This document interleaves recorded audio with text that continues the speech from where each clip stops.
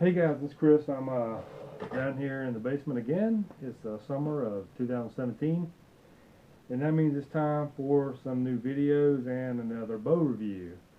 And that's what I do in the off season. So I hope everyone enjoys this because we're not hunting for about 4 months here in Georgia. And I have here the 2017 PSE Carbon Air 34 with the Evolve cam system. And this is a big change for me. I'm actually going to be shooting this bow. This is the first time I've ever shot a PSE bow. I've been shooting Hoyts for a long time. I shot some Obsessions last year. And I'm making a little bit of a jump to the PSE this year. This is the carbon bow.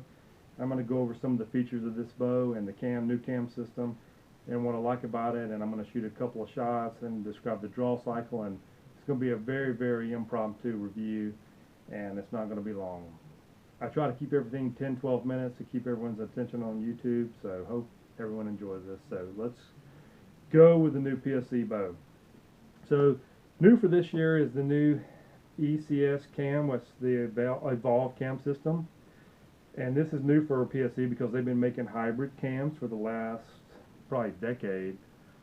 This system is a quad track binary cam system, which means the top and the bottom are mirror images of each other. It's a binary cam. Unlike other binary cam systems in the market like an Elite or an Obsession, which is a two-track system where the cables are on this side of the cam, the take-up cables. This cam has a floating yoke and it wraps around each side 360 degrees like a block and tackle system. I'm going to try to see if I can squeeze this in here.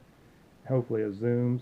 On this side it wraps around, this side it wraps around the cam to a little post that goes through the cam. And what that does is it acts like a block and tackle system, and it keeps the cam very straight during the draw cycle. So we all know about cam lean. I've talked about it. I've made videos on it. When you draw the bow back, because there's load on these cables, the cam moves in the draw cycle. And that's not bad, but this cam almost alleviates it 100% because of this cam design, and I am loving it so far. And I'll say this, I've shot a 400 spine, a 340 spine, and a 300 spine out of this bow without making any changes to the rest or the shims, and they almost all bullet hold, which tells me that there's very little string lateral movement in this cam design. It just tracks very straight, which is awesome. It's probably the best technology that's come out in 2017. There wasn't a lot of new stuff for this year other than this cam design, and I love it.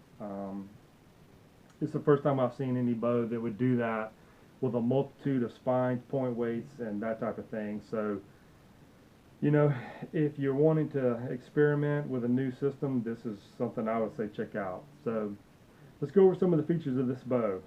This cam, or riser, sorry, came out last year. It's a one-piece carbon fiber riser.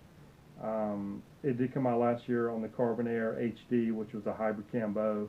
They moved it to this year's bow, but they designed the cam system differently. So the riser itself is very stiff. It doesn't rotate a lot during the draw cycle. This grip, as you can see here, it has a flat back. It's very narrow. It does not have a lot of movement. I shoot off of my thumb pad here, this fat part, and not the lifeline. When you shoot off of this thumb pad, it acts as a fulcrum, and the bow can go which way it wants to during the draw cycle. I'm going to kind of deviate this. So what happens is the bow can do this without a lot of torque from you. When you hold the bow tight and you give it input, it can affect your air flight, and that's a totally different subject, and it can be very long. But this bow has a very repeatable grip. I like it a lot. I like the angle, I like the where it's designed, the height of the grip, and it's just working well for me. I transitioned over to it very well. We've talked about the cams. Let's talk about a little more. One cool thing about these cams is that it's an adjustable module here. You don't have to have a press to change your draw length, which is very nice. The let off, hopefully we can see this here. I'm going to get in front of the camera so it zooms. This is the let off module. It has an 80, 85, and 90% adjustment for the let off.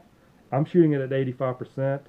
And one thing I'll say about this let off is when it adjusts it, it does increase or decrease the draw length, and that's kind of cheating the cam system, but it's the only way to do it physically without getting in the string twist and cable twist and that type of thing. So when you increase or decrease the draw length on a binary cam, it affects the let off in the valley, and that's really all this is doing. It moves it about 1/8 of an inch. Most guys probably would never recognize that.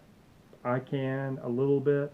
I like it at 85%. When I put it on the draw board, that's where it came for me. So not going to spend a lot of time on that, but again, a rotating module, a rotating draw length or let off module here.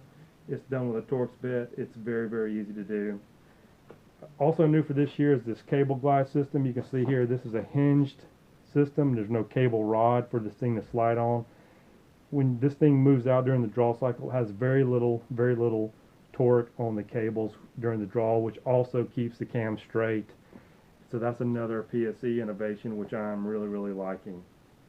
A couple things that I don't like about the bow. I always like to be honest with that. The stock PSE dampers that came with the bow absolutely stink. And I've told David Alligood, sorry buddy, I know we're good friends, but they stink. And he knows that. So I replaced them with these low pro action archery dampers, which Chris Cape from the GON forum sent me, so thank you, Chris. And they went in very easily, and they're not very expensive, and they were working awesome so far. So I ditched the PSE dampers, and that's where I'm at. Another thing I didn't like, this America's Best bowstring has not moved 1 inch, and that's, you say, why is that a bad thing? The center serving on this, whatever they use on this center serving, is super, super slick, and my loop has moved a lot. It's moved up, and I've tied it a couple times with soft knocks inside the loop, and whatever this serving is super slick. So I'm not a fan of what they did with that. But the strings themselves have not moved. They are very good quality strings from America's Best. They're expensive if you were to buy them. But anyway, this center serving, I don't like it. Other than that, this bow is unbelievable. And I'm going to go over the draw cycle when I shoot the bow. The only other knock I have on the bow is it does have some vibration, and that's because this bow weighs maybe a little over 3.5 pounds. It does not have a lot of weight, and I like that. And I've gone over this before on the forum and some videos. I like that because you can hang more stabilizer weight on the back bar, which I always shoot, and the front bar, and your bow does not feel like a tank. And that's helpful for stabilization. When you're at hold, mass weight of the bow does make the bow hold steadier, but the weight of the stabilizer controlling the centrifugal force has a huge impact on your float as well. And I'm a big fan of that. I like a light bow, didn't hang the weight on the stabilizer, as opposed to a heavy bow and having to hang a little less weight. It does not have the same impact. So that's why I like a carbon bow. But it does have some vibration, which I really don't care about, because by the time you feel the vibration in your hand, the arrow is long gone, and that doesn't affect accuracy. So some people shoot a bow and they say, oh my gosh, that was so dead in the hand. And I mean, seriously, to me, that's not that important. It feels good, but it doesn't affect your accuracy. This bow has a slight bit of vibration, and I could hang more weight on it if I wanted to, and it'd be all gone, but it's doing what I want to do, and I set it up how I want to set it up, so you just have to experiment with that. But you will hear people say that about this bow. It's got some vibration. The aluminum bows that I shot, the Evolve 31 and 35, did not have vibration because they're much heavier than this, and they just soaked it up. So you have to decide which application or what's important to you. Do you want a bow for, for no hand shock and it holds well, or do you want a bow with a little bit of vibration that holds a little steadier like this bow? And that's what I chose. So I'm trying to think if there's anything that I've missed to go over. I think that's pretty much it. I'm going to take a couple of shots through the paper. I have not reshimmed this bow. I do have some extra limbs, and I thought about changing some limbs around rather than shimming this bow. It's just like a typical binary. If you have a tear, you move the tear in the direction of you move the cam, in the direction of your tear. This bow originally had a little bit of a left tear, and I could have shimmed it over to the left. I simply made a very, very small rest adjustment, about a 1/16 of an inch inward, and that fixed that. And I'm liking where it's shooting right now, so I'm going to take a couple of shots. I haven't had to do any adjustment again on the shims like I would a Hoyt changing the yoke, so I'm going to shoot a couple shots and let's see how this looks. I'm going to also describe the draw cycle while I do this.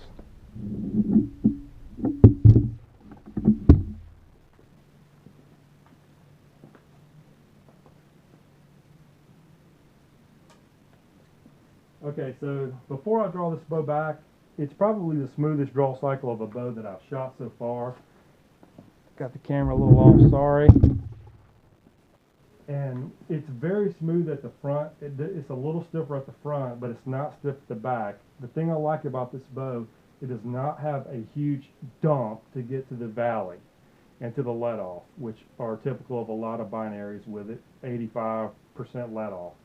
That locked in feeling, a lot of times when you're rolling over, it goes cocoon. And this bow doesn't have that. It's very, very smooth, and it has a little bit of transition, and it just rolls right in, which you'll see from the video. I'm not going to do it slowly. I'm going to do it exactly as I would draw it in the tree stand, and you can see here. So let's shoot this shot, and it rolls over right there. Again, this is at about 85% let off. Let's see how it shoots a bare shaft.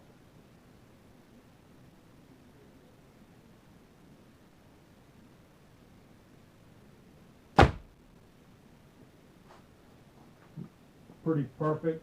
I'm going to shoot one more. Tighten this up. And just to make it more interesting, we'll back up just a hair. Now I've done this, so this will be the real test.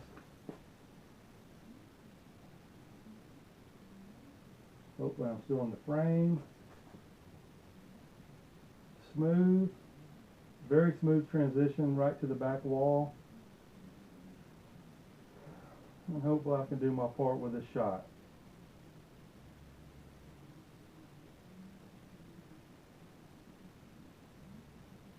Let's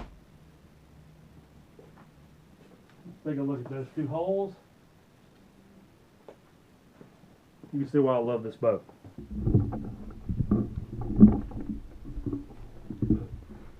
So there's my two shots. This was the one at about 5 feet. This was the one at about, I don't know, 8 or 9 feet.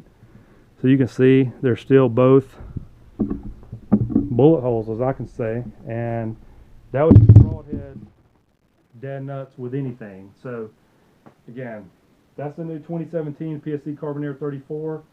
If you want to check out a new technology for the year, check these out. If you have any questions, as always, please ask. I'm glad to always help. I love doing this.